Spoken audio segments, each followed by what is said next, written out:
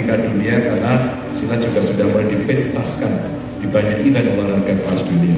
Ini yang mesti kita siapkan, dan saya minta tolong dari JPSN untuk kemudian menyiapkan generasi-generasi muda yang bisa menjadi atlet-atlet hebat, yang kelak kemudian kita siapkan mereka bisa bertanding tidak hanya skala nasional tapi sampai skala internasional. Ini prestasi yang hebat. Bapak Ibu, teman-teman semuanya, saya ceritakan, bendera merah putih itu bisa berkibar di dunia internasional itu hanya karena dua hal. Satu, kunjungan ke negara presiden. Dua, olahraga karena dapat medali emas. Maka terbayangkan kalau di antara panjenengan semua yang hadir, putra panjenengan, mungkin cucu panjenengan nanti disiapkan, generasi muda bisa dilatih, pendekar-pendekarnya juga hebat-hebat, maka berapa banyak yang bisa kita siapkan, dan bendera merah putih akan berkibar di banyak negara di seluruh dunia. Ini kebanggaan, ini adalah prestasi. Inilah yang kita siapkan, Bapak Ibu. Maka tadi malam saya tidur di rumah penduduk.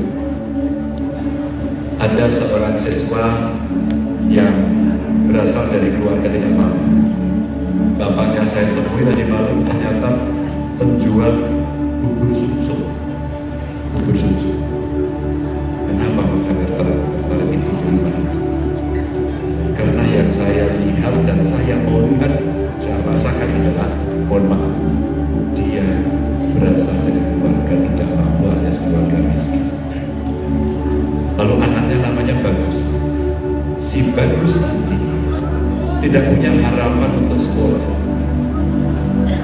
Lalu saya mencoba membuka sekolah kejuruan gratis untuk keluarga miskin.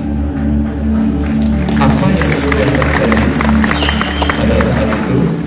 Seperti pencaksilat yang berprestasi, si Bagus ini ternyata punya prestasi yang hebat.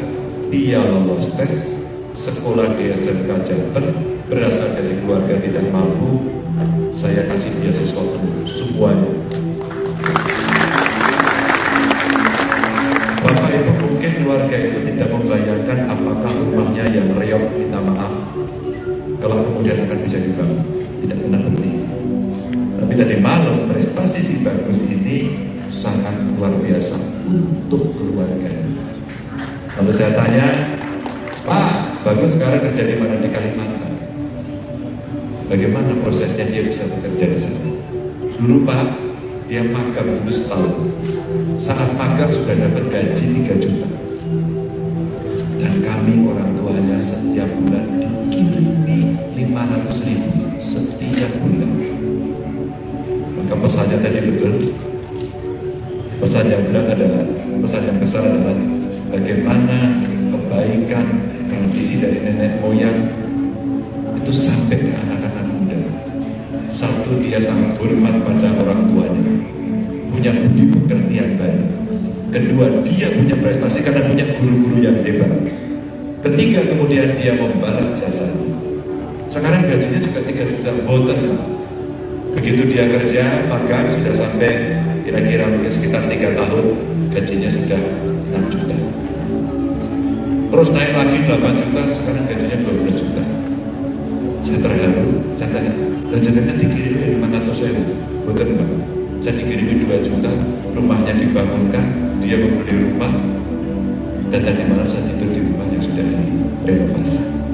Karena dari anak berprestasi, dari anak yang sungguh-sungguh, ada ikhtiar, ada doa orang tua.